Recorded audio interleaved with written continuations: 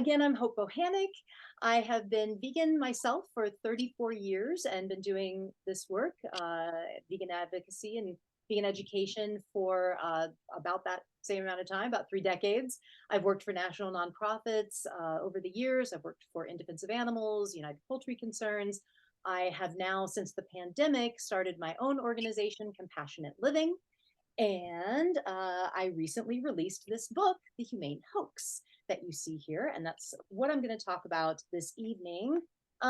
So this issue, I've been seeing it happen in real time, being 30 years into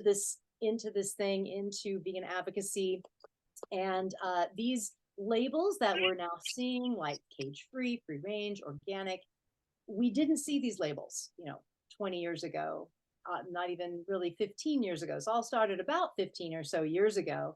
And if I could get folks to be sure that they're muted, I'm kind of hearing some noise. So be sure that you are muted.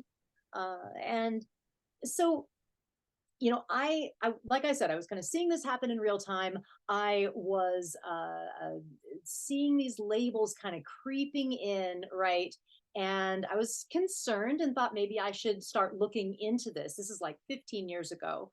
And started looking into this issue and was seeing it kind of growing. And I was getting concerned because I felt that, this is something that could possibly be, lull people into believing that there's some improvement going on in the industry when that is really not the case. Things are actually getting worse for animals, but suddenly on the packaging and the marketing, right, we think things are getting better.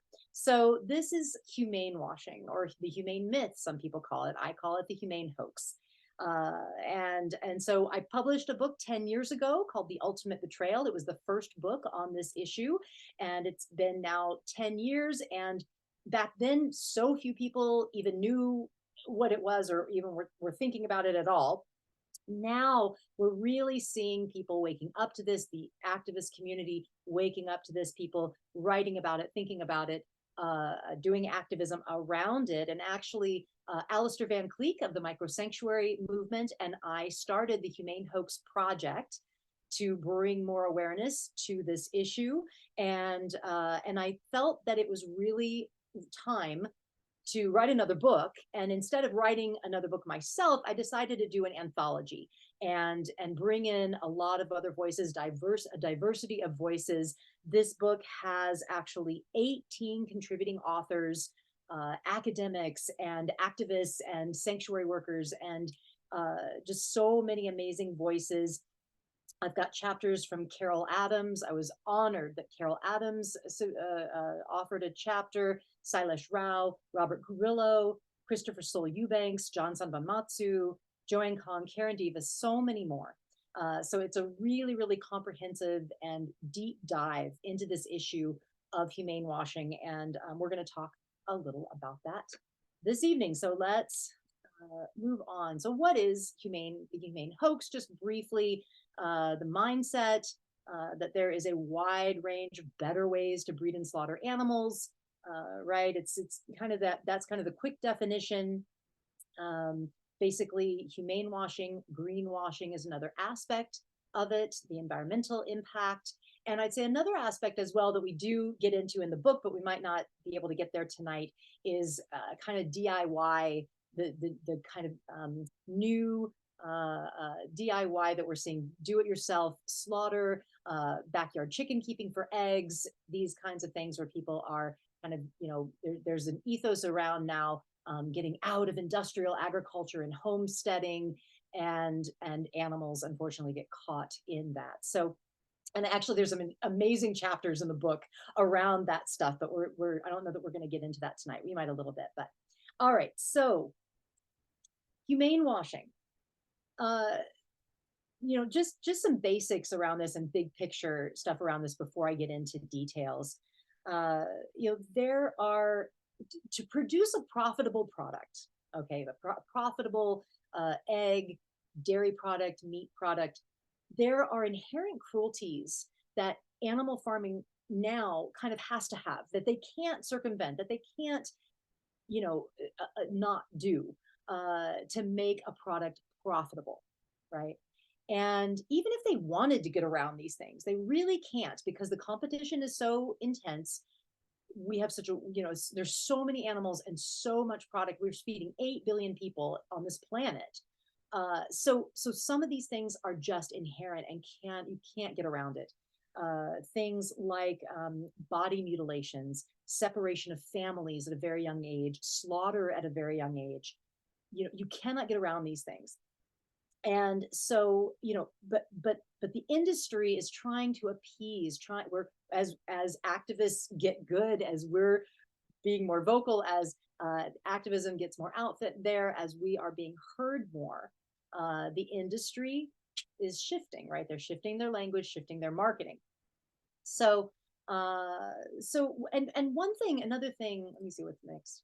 Oh, this is just a picture that I took at a natural food store in, where was this? Sebastopol, California. And I was just like, wow, we can even have veal now.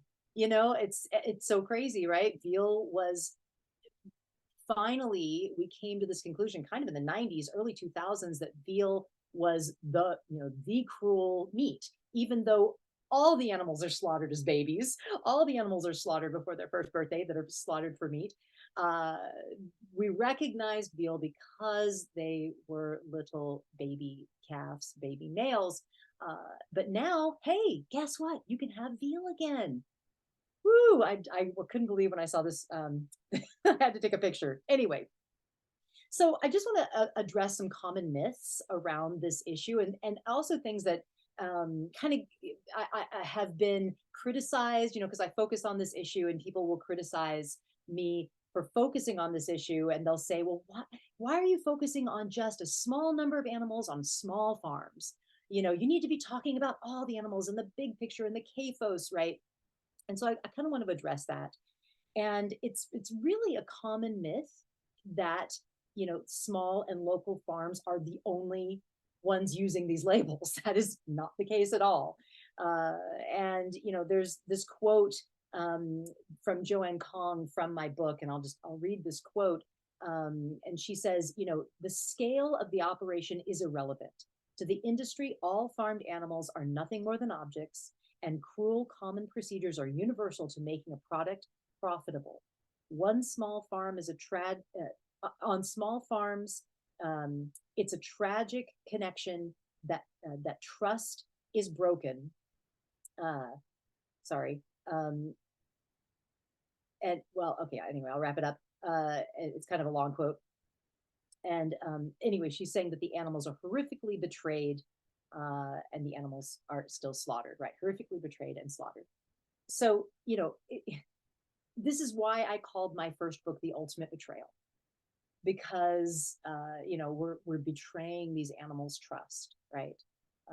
And even when it is a small farm, you're betraying their trust. So we really have to kind of address that this is across the board, that so and even when, okay, I'll say this again, even when it is a small farm, a family farm, or there is a humane label, right? Or even if you've like met the owner or met the rancher or whatever, that doesn't mean that, that these standard agricultural cruelties have not been performed on these animals, that they're still not confined and dehorned and debeaked and castrated, and the animals weren't, punched and prodded and kicked and poked. All these things still go on small farms, no matter what the label is, small farm, family farm, whatever. And then again, it's not just small farms that are using these labels. And that is, this criticism that gets directed at this issue. And so, actually in my introduction, in my chapter of the book, I wrote the introduction and the conclusion and a chapter in the book. And I address this. I talk about how there's examples of huge companies with hundreds of farms, tens of thousands of animals that still use labels like certified humane, right? Family farm. There's lots of examples in the book. Butterball turkey. Butterball turkey is actually the largest producer of turkey meat in the US, and they have the American certified humane label on all their products, right? So again, it can be huge, big industrial companies that are using these labels as well. So we're not talking about just a small number of animals on a small farm. Just wanted to kind of get that across. Okay, so quickly, let's talk. Not quickly. Now, let's talk about uh, um, chicken farming and what we have expectations of, what people think chicken farming is, and what the reality is, right? So, when the beginning of life for a chicken, this is what we might think is going on, right? We might think that, especially with these labels, especially with labels like cage free or free range or certified humane, we think that an egg is being, lovingly tended to by a mother hen. And, when chickens and chicks in the eggs, when she's being when the little egg is forming, the mother hen and they can talk to each other, they cluck and coo to each other even while she's in the egg. It's amazing that they have this beautiful deep connection and communication even before she's hatched.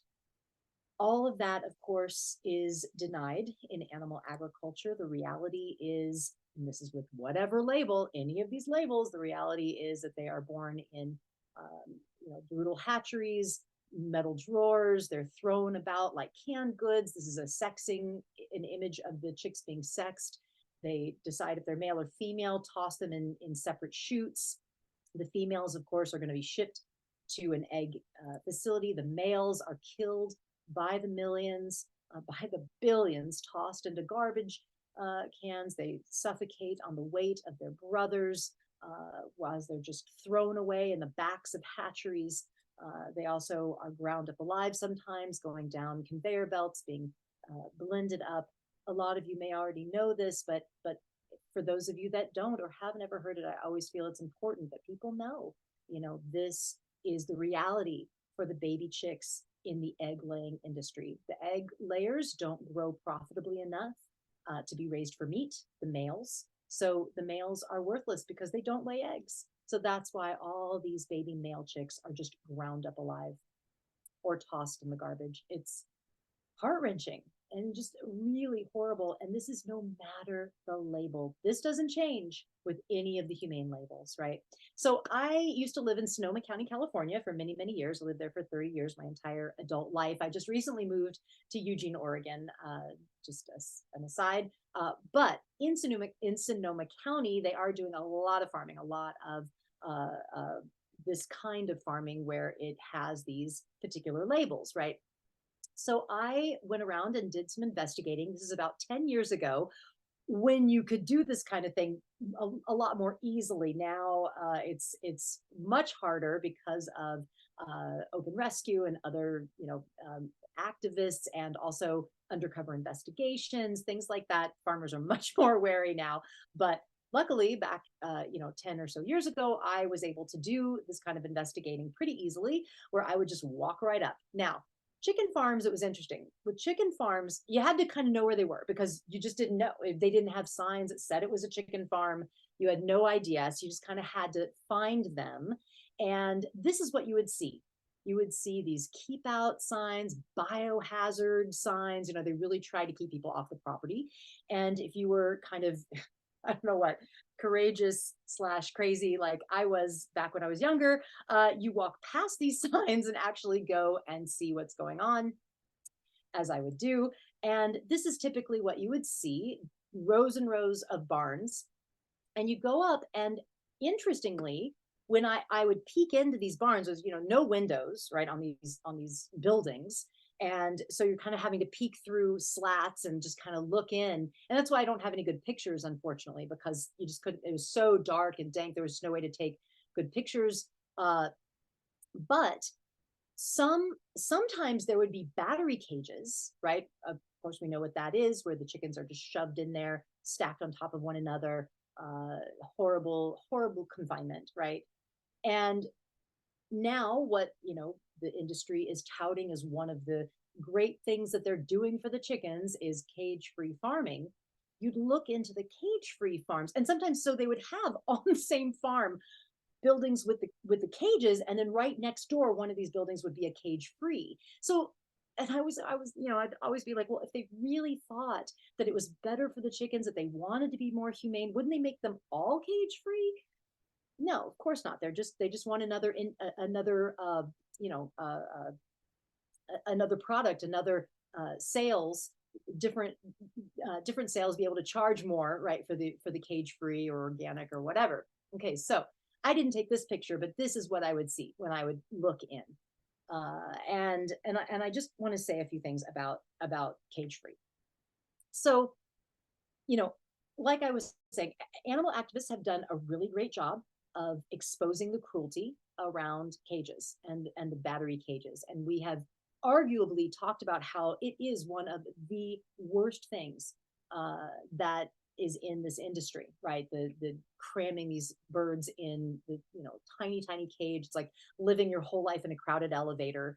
So yes, it's good to get them out of the cages. I don't want to say that that's not the case. Absolutely, I'm grateful they're getting them out of the cages. That's not what I'm saying. However, if you look at this picture, this is what we're moving towards, right? So this is cage free. Does this look like a a happy life for these birds, a better life for these birds? No, it's just a bigger cage. They're just crammed into these windowless warehouses. They're on top of each other. There's, breathing the ammonia. These places are just awful. They burn, the ammonia burns their throat and their eyes, and and they aren't able to see the sun or grass or anything. I mean, it's still just a miserable existence, right? Absolutely miserable existence. So thousands of birds on these floor systems. And actually, there can be higher mortality rates in cage-free operations. There are studies that there's more chickens die in cage-free operations. So, is it better? And I actually saw personally when I was doing these investigations, I saw chickens that I felt looked in better conditions in battery cages than on these cage-free farms. It was farm to farm. It just depended. It wasn't across the board really for anything, but it was horrifically shocking how bad the conditions were in cage-free. And and here's the thing. So I don't blame anyone for wanting to work on this issue, and I know there's a lot of people that do work on cage-free issues, and I get it. I get that you want to do something. I understand that. But you know the problem is that we have this cage-free label, and now people are funneling. It's like they funnel all of the issues, all of the problems that these birds face, all the things we were talking about with the horrors of the hatchery and the debeaking and all that stuff. It all gets funneled into this one thing: the size of their cage, the confinement. And now suddenly that's alleviated, right? So everybody thinks, oh, well, they're living a happy life now. Everything's fine, right? No, it's not. This is just one aspect of the horrors that they face, is the cage. So it's really misleading. This label is incredibly misleading. And people are thinking that, everything's fine with eggs now, and as long as you're buying cage free. So it's really important that we educate about this. Incredibly important. Okay, so I have a lot more information on humanehoax.org. That's where the Humane Hoax Project is. And we do webinars, Humane Hoax webinar, cage free is not cruelty free. All right, so we're going to move on. If somebody wants to type that in the chat, I'd appreciate that, humanehoax.org, because we're going to move on now to the dairy industry. I know I have a lot to cover, so I'm trying to, there's so much I want to say. So I'm going to try to speed it up here. So in alternative dairy, now we're talking about labels like certified humane, organic, things like that. You are still seeing the same things that you see in commercial dairy. There's still artificial insemination, babies taken away at birth. Diseases and sickness are often not treated. And I'm going to talk about that. That's where it can be actually even worse in some instances, and they're still sent to a brutal slaughter. So this is, of course, what we want to believe is happening. This picture on the left, of course, is what we want to believe is happening in organic dairy, certified humane dairy, that the babies are out in the field with the mom, they're in some grass. No, that is not the reality. That's not what I saw at all on these farms. That's not what undercover investigations are showing over and over again. The reality is on the right. The babies are taken away right at birth or soon after. And this little one, you can see she still has her birth fluid on her. She's wet with birth fluid. She's been taken away so early, and she is being taken to a calf hutch. These are not, a lot of people think these are veal crates. This is not veal crates. When you see these white plastic hutches, these are the female calf hutches where the babies have been taken away from their mother. They're usually on like the other side of the dairy farm, and they're fed a milk formula, separated from each other, not able to run, not able to play, not able to have the comfort and love of their mothers. And so, interestingly, when I was investigating in Sonoma County for dairy, dairy is very different because cows are harder to hide. Okay, chickens are easy to hide. Chickens, you just shove them in a building, and they don't come out again until they go to slaughter. With cows, it's harder to hide them because they have to move them around. They move them around to different areas, to the milking parlor, to the artificial insemination, different things. So instead of biohazard and keep out signs, you see these very welcoming, very like, oh, it's everything's fine here, real California milk, certified organic, environmental, we're doing great here. This dairy's awesome, right? This is the kind of stuff you would see. Oh, here's more of them. This is all in West County, Sonoma County, Marin County, up and down the coast. You see signs like this.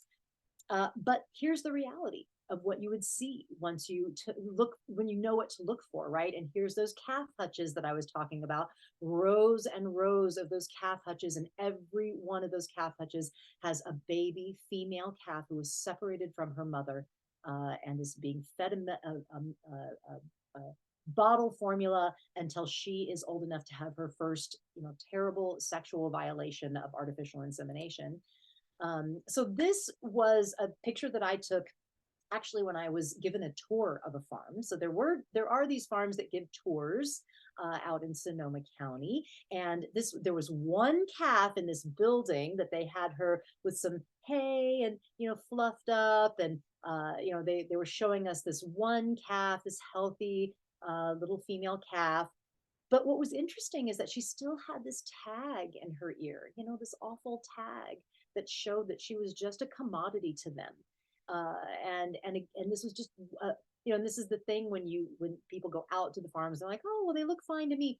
You're just seeing a snapshot of that moment of their life. You don't see what comes before, you don't see what comes after, and there's horrors on both sides. So this is what I would see when I wasn't on a tour, and I would just kind of go up and look, right? Go up and see for myself, animals in muck and manure, animals that were injured. This little one on the right here, you can see the little male calf that's curled up next to that concrete trough.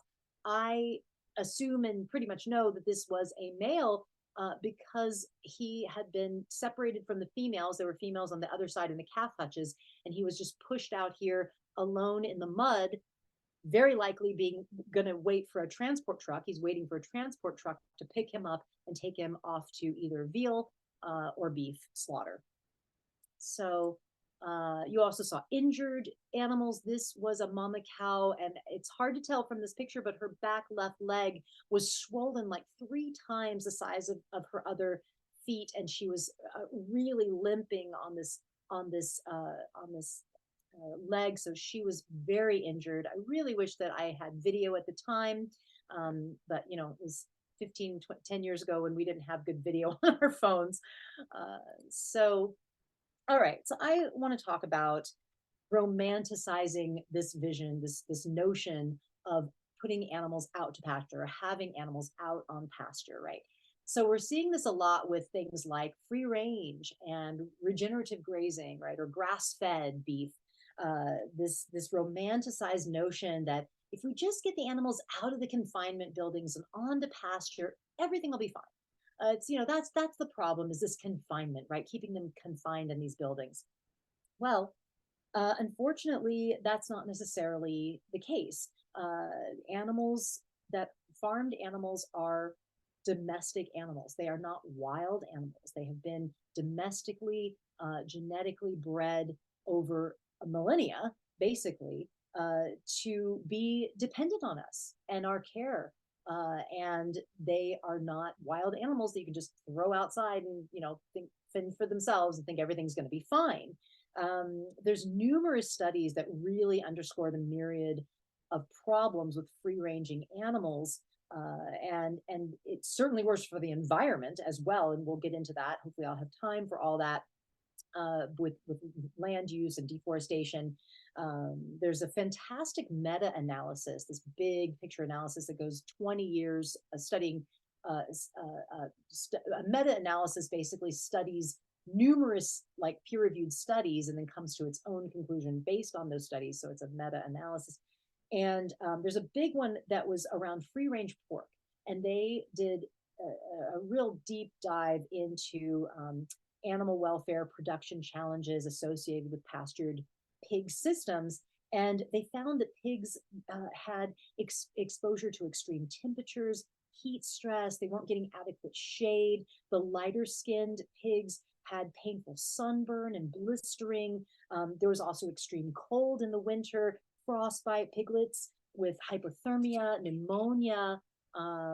They're more vulnerable to predators. There's more pathogens and parasite contact with wildlife, and other viruses, things like that. Of course, we've seen that with avian flu now.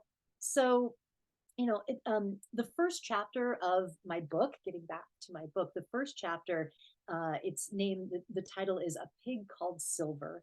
And it's the woman who wrote this book, Ingrid Taylor, or wrote this chapter, Ingrid Taylor. She actually grew up on a pastured pig farm. She grew up on a pig farm that had all the pigs outdoors. And she talks all about this. And she talks about that study and how there was, severe problems, health issues, trauma that these pigs would endure.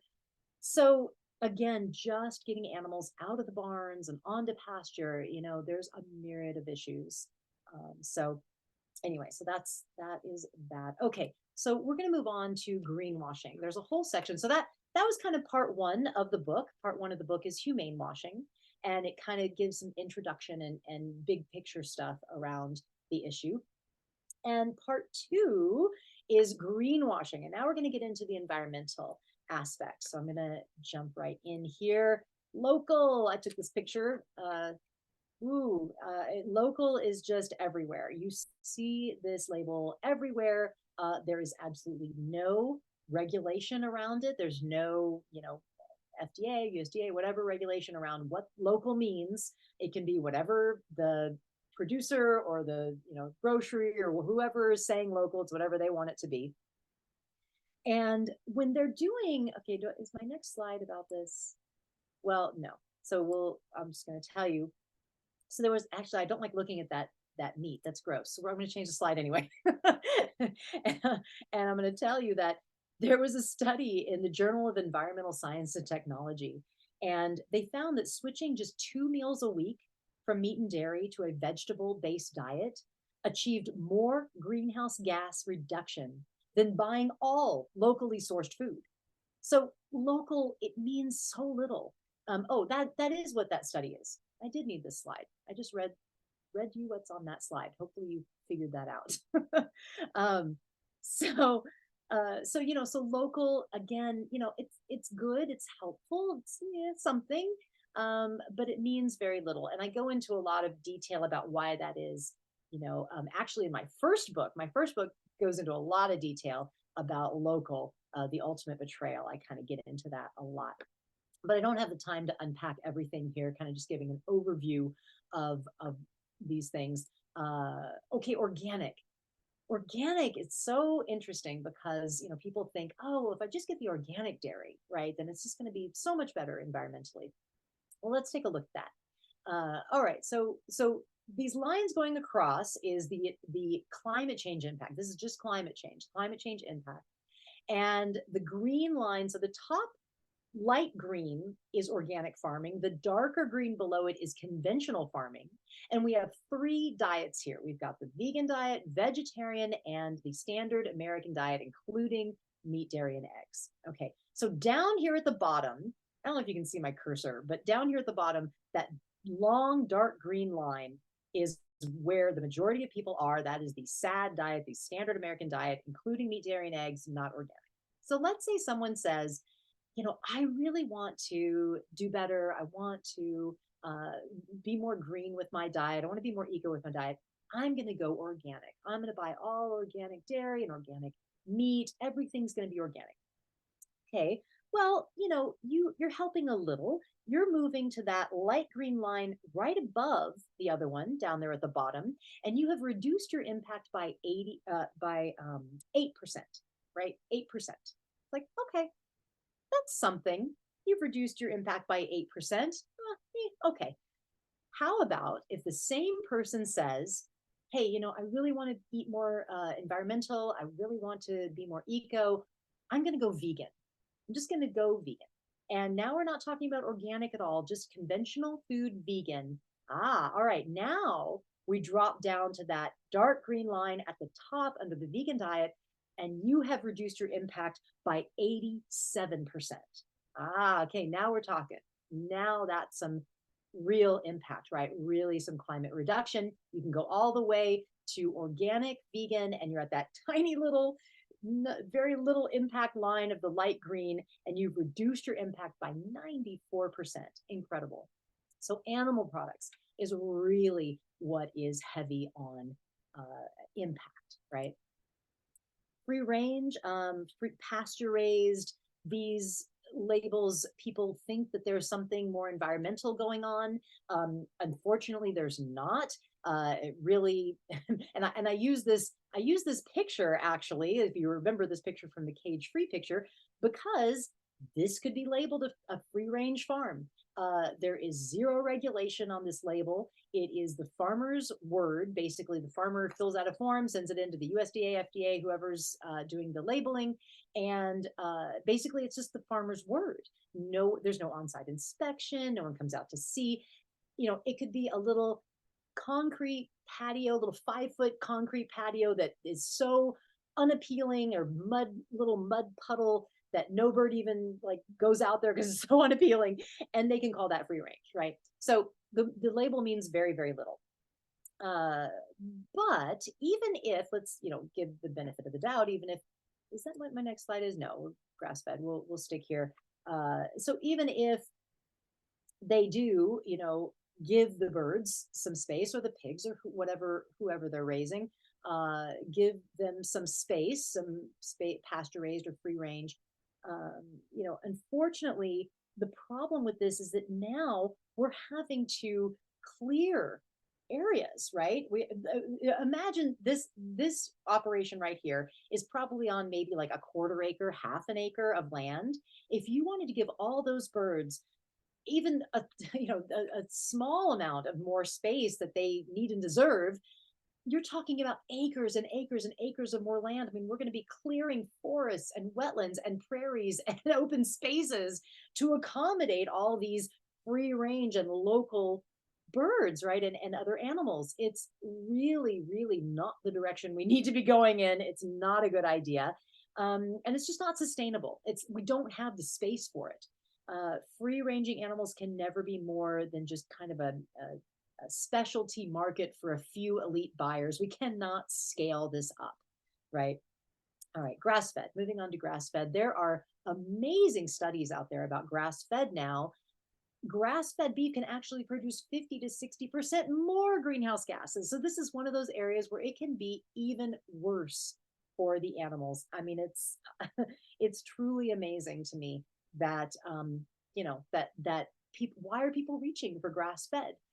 They think that it's more environmental. It's really the only reason. Maybe they care about the ethical a little, but mostly they care about the environmental aspects. But can be even worse and more water wasted on the animals. I unfortunately don't have really the time to get into why.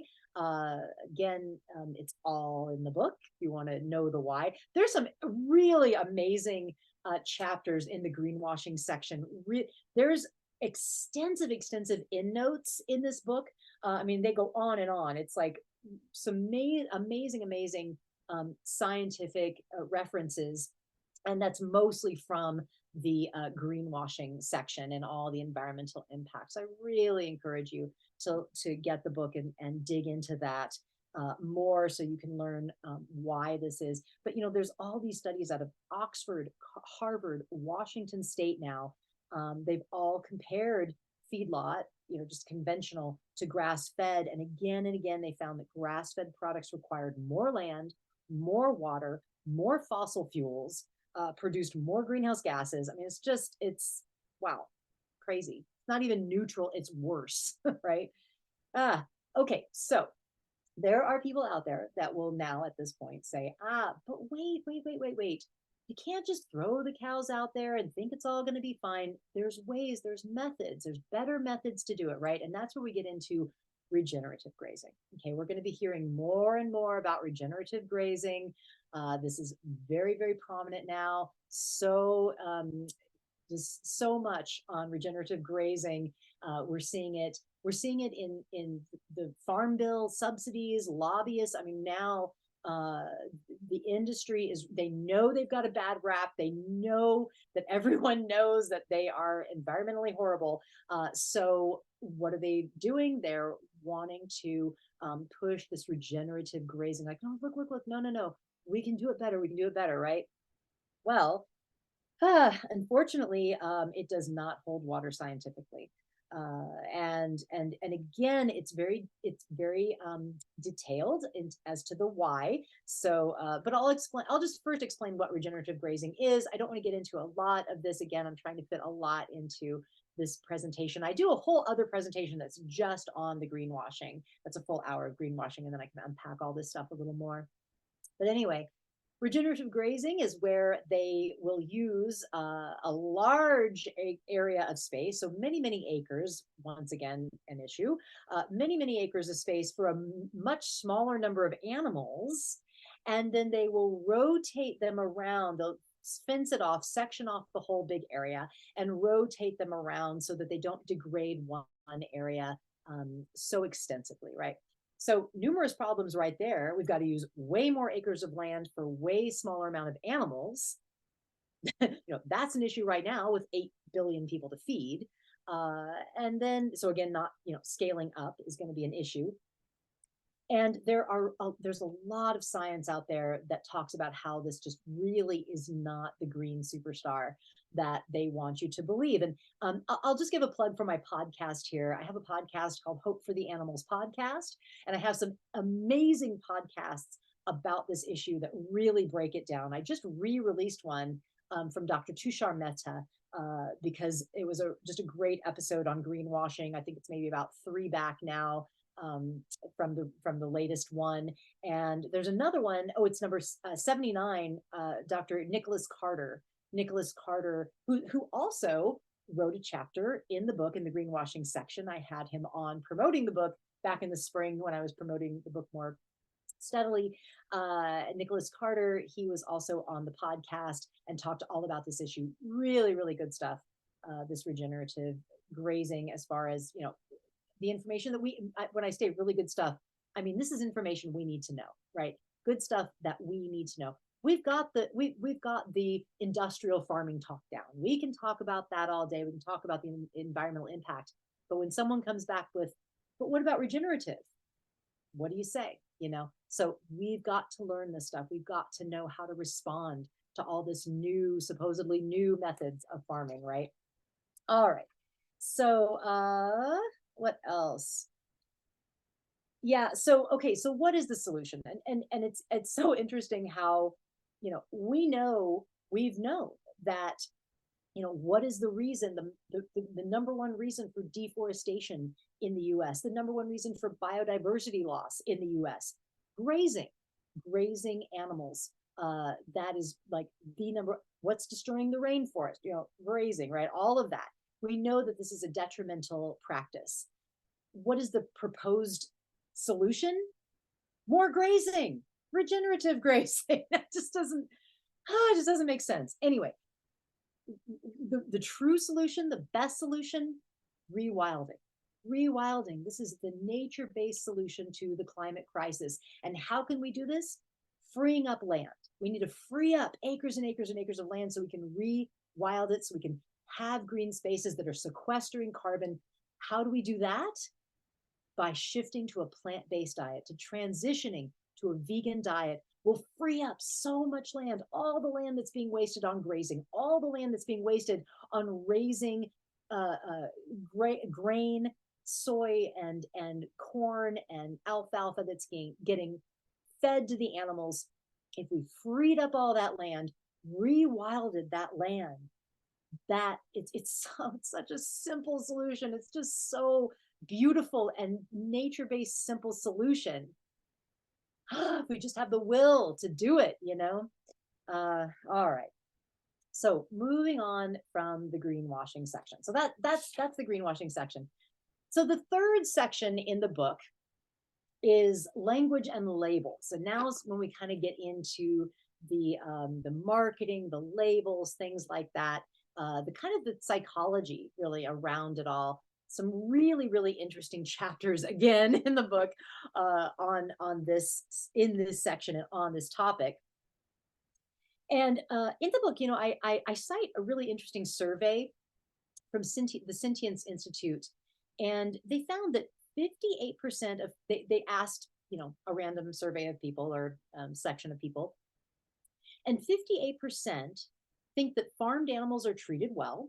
Okay, and 75% believed that the products that they purchased came from animals who were treated humanely. 75%. Wow. This is disturbing. This is concerning.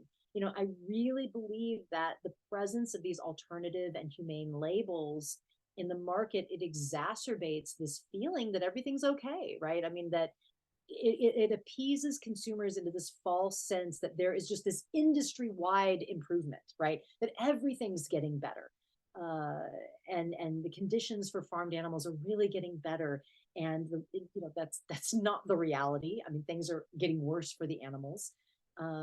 So it's really, it's just interesting to see the psychology around the labels, where there's this assumed, trajectory of improvement, right? And that is just not the case. So the Sentience Institute, this is a quote from their little analysis of the study. They said that this suggests a psychological refuge effect, where people justify their animal product consumption by incorrectly assuming that they are eating ethically produced food, right? So making us feel better about it. That's what these labels are doing. Okay, so I saw a chocolate bar that I wanted to snap a picture of and talk about. This is Alter Eco, classic grass-fed milk chocolate. I just found this very interesting, and it just made me wonder. So, what is the manufacturer wanting me to believe, right? What do they want me to think here? Do they want me to think that the cows are happy, that the product is more environmental, that it was produced more ethically, right? All of the above, right? That's what they want me to believe. None of that is said on here. I mean, I guess it does say sustainably grazed. What does that mean? But there's a lot of implied messages going on here with just these two words, grass-fed, right? But what does grass-fed mean? Grass-fed means that the cows ate grass at some point in their life. That's it. That's all it means, right? That's the reality. But there's so much implied here with the imagery, with the words, right?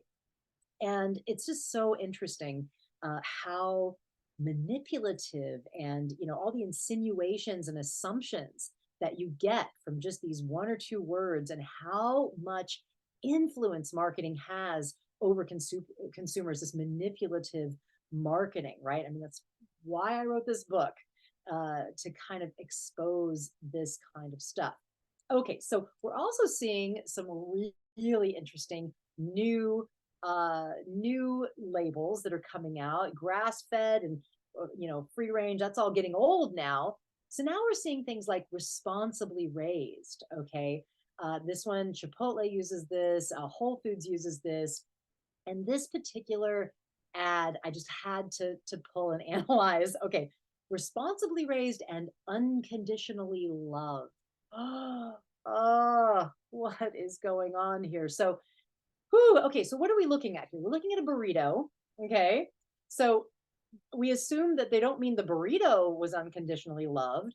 What are they talking about? They're talking about the flesh that is cut up in this burrito, right? That that flesh was from an animal that was unconditionally loved. Woo, wow. I mean, just so much going on here. So, responsibly raised. Okay. Again, what do they mean here? Do they mean environmentally? Do they mean ethically? It's sufficiently vague that it could just be any of those. It could mean anything, right? Uh, again, you're just implying and projecting, and then unconditionally love. This one, ooh, this is. I mean, there's some heavy psychological stuff going on here. That you could unconditionally love someone, okay, a calf, a cow, and then kill them and then slaughter them and cut them up and put them in food and eat them. Wow. I mean, that is some twisted stuff. It's, we really need to oh, we gotta think about this deeply, folks. I mean, it's very, very intense. And just and also knowing the reality that these animals are not loved, that they are horribly treated, that they are going through awful, torturous, manipulative, painful procedures, that they are taken from their families and their mothers, and I mean it's far from loved. It's whew, wow. Okay, so I'm gonna read a quote here from the book. Devanatha Nair has an incredible chapter in this section. She writes for Sentient Media, and she has an incredible chapter in this section. And she writes, redefining terms to imply that humane treatment of animals is possible within the framework of animal agriculture, known as humane washing, has been instrumental in providing the discourse necessary for the continued exploitation and abuse of animals. And that's exactly what's happening here. These labels are allowing the continuation of the abuse and exploitation of animals. So just a little time check. I know we're at the hour at 6, but I know we started 10 minutes after. So I am going to go just a little bit longer. I'm going to take that 10 minutes and go for a full hour. And then we'll wrap up. But I'm getting close to the end, but I would love to share the rest of what I have here. So the last thing I would talk about. Oh, actually, second to last thing. Okay, this is important. Really briefly, I have to talk about this. So I want to encourage us to analyze and think about the language, and language is so important here, right? This is what we're talking about, is language. And the term factory farming, okay, we use this a lot in our rhetoric in the advocacy movement, and I want to encourage you to stop saying this. I know it's radical, but hear me out. Okay, so the term factory farming, it's done its job. It has been powerful. It has been really impactful for 40 years. Since we started using this term, it conjures up the images of the industrial and machinery and all of that. It has done its job. It's really been powerful. However, now things are shifting. The industry is shifting. The marketing is shifting. And what we're hearing from people, what I'm hearing from people when I'm out talking to people, is they say, oh, but my meat isn't factory farmed. I get it from Whole Foods. Or my eggs aren't factory farmed. I buy them at the farmer's market, right? So there is now a shift happening, a differentiation, a separation of bad industrial factory farming over here, and better, good, organic, free range, humane, all of those farming over here, right? So now when we're saying stop factory farming, that is not necessarily a vegan message anymore. Okay, so we've got to be careful of this. And we actually, our Humane Hoax team, our Humane Hoax project, made a cartoon about this. I'm just going to read you the cartoon. So here's someone leafleting, right? And they hand a leaflet to someone and they say, "Hey, I'd like to tell you about how bad factory farming is." And you know how we have very little time in these moments. And the person grabs the pamphlet and says, "Wow, I'm glad I spoke to you. From now on, I'll only buy humanely raised meat and eggs. Great, thanks, bye." Right? And the person's like, but wait, all animal agriculture is cruel. Humanely raised isn't better. The calves are still taken from their moms, the male chicks are still killed, on and on and on. Person's already gone, right? Ah, got it right. Now I've heard factory farming's bad. So humane farming must be great. Now I can buy even more and feel good about it. We've got to be careful with this. I think that this is really critical right now to make this shift in language and be very clear, right? Another one is the 99%. Well, I'm not hearing this as much anymore, but I still hear it every now and again. People saying it's this stuff that gets kind of like caught in our rhetoric and we don't really think it through or think about it, right? And 99% of all animals in the US are factory farmed. I did a search on Google Images and found 100 of these. So, what are we saying here? Do we really believe, as animal advocates, as vegans, do we really believe that 1% of farms are just really wonderful and the cows are happy and there's butterflies and rainbows and that's the 1%, right? No, of course not.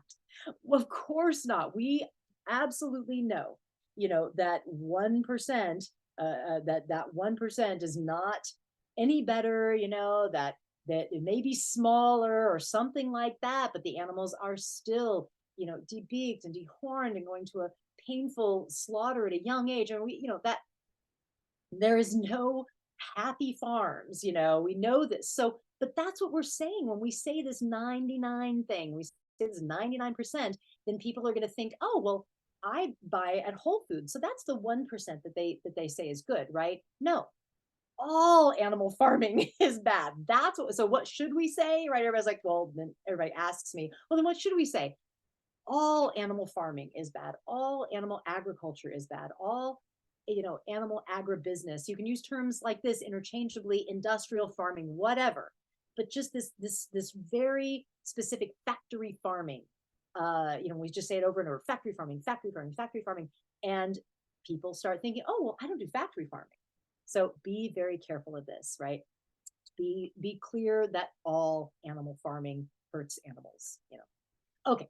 Anyway, that's an important part to me. So just briefly, there is a fourth section of the book called Spiritual Dimensions, where there's a couple of chapters on the spiritual aspect. I'm a spiritual person, so I brought in, and I actually talk about it in my chapter. This is actually a slaughterhouse that was painted, a slaughterhouse down the street from where I used to live in Petaluma, California. And very recently, like 7 years ago or something, they painted mindful meats on the side. And I was like, oh my God, mindful meats. And I talk about in my chapter about how this is just really appropriation of spiritual terms like mindfulness and meditation and Dharma traditions. And anyway, you can read the chapter if you're into spirituality and that stuff. I don't want to get into it because our time is ticking. But there is, oh, and my husband wrote a chapter actually in that section that's really, really good about DIY slaughter and how they'll use kind of spiritual language,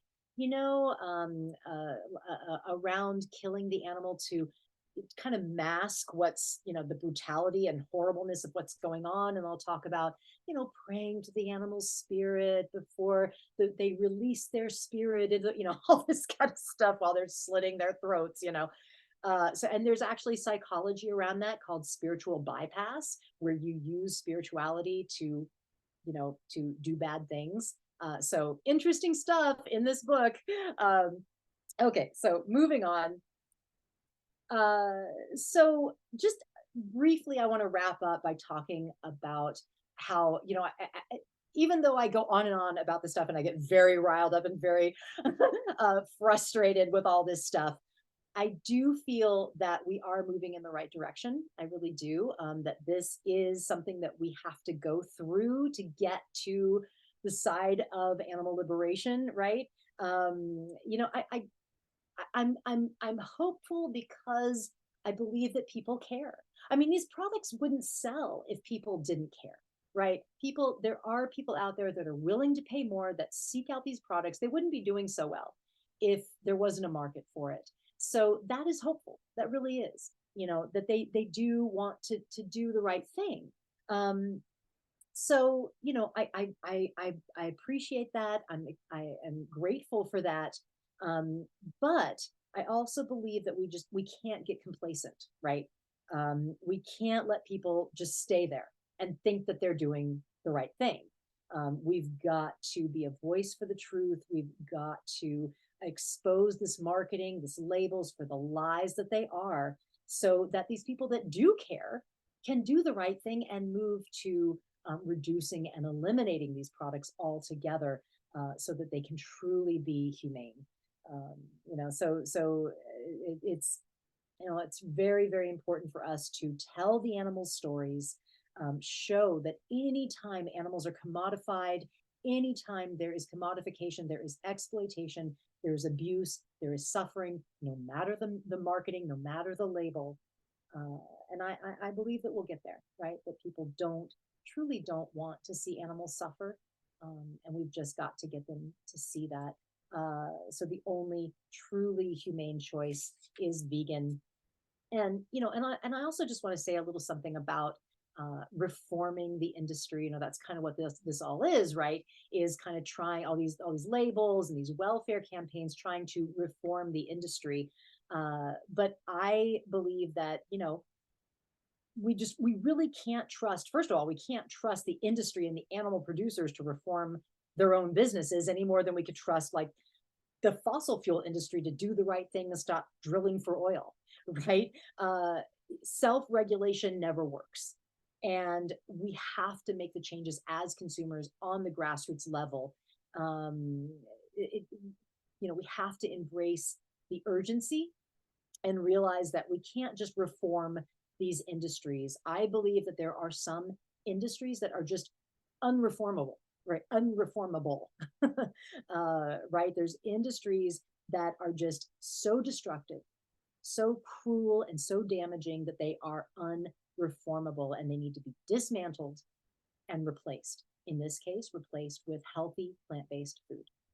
Uh, so, you know, we can't rely on the farmers and the ranchers and the suppliers and the corporations and, you know, the whoever, to make these critical changes.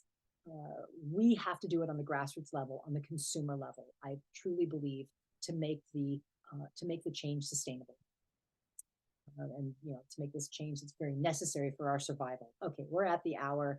I'll wrap up by saying that I feel that this is such a critical issue to focus on right now in our 21st. It's like our 21st century activism, I believe. Truly our challenge of the day. I think it's incredibly important. Okay, so a couple plugs. Again, I will give a plug for my Hope for the Animals podcast. Would love you to check it out. It is available on, you know, Apple, Spotify, any place that you get podcasts. Also, we have a website where you can just listen to them right directly from the website, hopefortheanimalspodcast.org. Super easy. And I'd love you to check that out. I have a categorized drop-down menu. There's 85 episodes now, so I've categorized them into different sections. So if there's something you're interested in, like if you're interested in, you know, spirituality, I have the episodes that related to spirituality all categorized. So you could just listen to those ones. Or if you want to hear about chickens, if there was episodes that there are episodes, numerous episodes focused on chickens and like micro sanctuaries. So you can kind of listen to the back episodes that way. Okay, anyway, please check out my podcast, and I will wrap it up with this quote from my book. We must not let the deception of new marketing eclipse the fundamental cruelty of animal agriculture. And I really encourage you to please get the book. You can get it through Lantern, the publishing company. You can go directly to Lantern Publishing. It's lanternpm.com, I believe, and buy the book directly from them, or, you know, Amazon, Barnes Nobles, any other place that you buy books. Okay, that's it. Thank you so much. And